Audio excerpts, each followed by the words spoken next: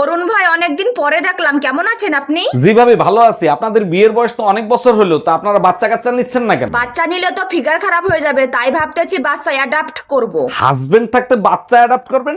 সত্যি করে বলেন তো, ভাইয়ের অ্যাডাপ্টটা ঠিক আছে তো? এই এতক্ষণ কই ছিলে তুমি? তোমার খালুর সাথে কথা বলতে যাই দেরি হয়েছে। আমার খালু মারা গেছে 10 বছর হয়ে গেছে, তারে পাইলো কই? আসার সময় তোমার খালুর কবরের সামনে বসে জিজ্ঞেস করলাম, খালু আপনিই শান্তিতে আছেন? তারপর খালু বলল, শান্তিতে থাকবো না কেন, ময়ূরের জায়গা দখল করছি। জামাই কই তুমি? তাড়াতাড়ি খাইতে আসো। আমার খিদে নেই, আমি খাবো না, আপনারা খেয়ে নেন। আরে জামাই কি হইছে? রাগ করতেছো কেন? বলবা তো। 3 দিন ধরে ডিম খাওয়াচ্ছেন, ডিমের মা বাপ নাই, এদের সাথে দেখা করাতে পারেন না? কেমনে দেখা করাবো জামাই? ডিমগুলো তো সব এতিম। ম্যাডাম, বাড়িতে একজন ভদ্রলোক এসেছেন। আসতে বলো। ম্যাডাম, বাড়িতে একজন ভদ্রলোক এসেছেন। আসতে বলো।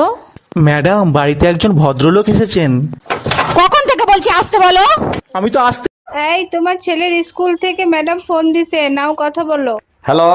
দেখেন, আপনার ছেলে স্কুলে এসে সবার সাথে অশান্তি করে, জরুরি আপনি দেখা করেন। আমি কেন দেখা করব? 10 বছর ধরে বউ অশান্তি করতেছে, আমি কি কখনো শ্বশুরে ডাকছি?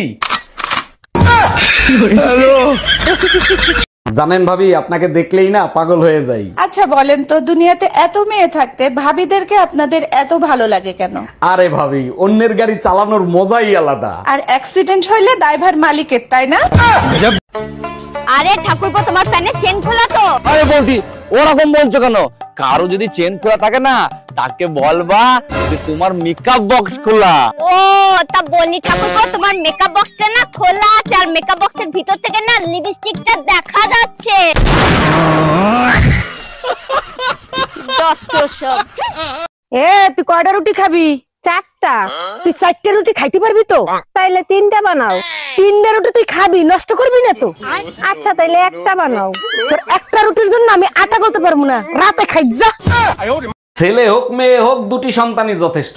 আচ্ছা ভাবি, আপনি 6টা বাচ্চা নিলেন, কোন আক্কেলে? ভাই, আমার তো 6টা বাচ্চা, আর আমার শ্বশুরের যে 10টা বাচ্চা, তার কাছে জিজ্ঞেস করতে পারেন না সে কোন আক্কেলে নিছে? জিজ্ঞেস করছিলাম, সে যে উত্তর দিছে তা শুনলে আপনি নিজে বেহুশ হয়ে যাবেন। তাই নাকি? তার শ্বশুর মশাইয়ের কাছে কি জিজ্ঞেস করছিলেন? জিজ্ঞেস করছিলাম, কাকা আপনারা যে 15টা 16টা করে বাচ্চা নিতেন, আপনাদের কি খাইয়ে দেয় কোনো কাজ ছিল না? শ্বশুর মশাই কি উত্তর দিছিল? উত্তরে বললো, বাবারে তোমাদের মতো সারা রাত আমরা মোবাইলে সময় নষ্ট করতাম না। বাপকা বেটা সিপাইকা গোরা, আপনার ভাইও রাতের বেলা মোবাইল চালায়, সময় নষ্ট করে না।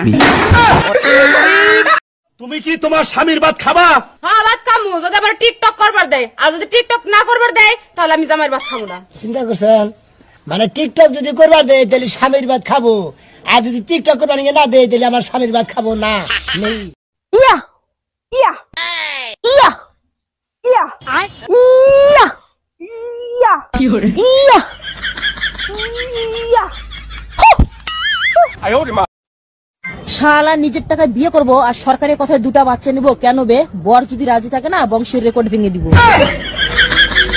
আরে ভাবি, কি হয়েছে? কার সাথে ফোনে রাগারাগি করতেছেন? অরুণ ভাই আম্মার সাথে। বিয়ের সময় একটা খাট দিছে, খাটটা লম্বায় ছোট। আপনার বিয়ে হয়েছে 6 মাস হয়েছে, আজকে মনে পড়লো যে খাট লম্বায় ছোট? কি যে বলবো অরুণ ভাই, আপনার ভাই তো এই 6 মাস আমারে পা সোজা করার সুযোগই দেয় নাই।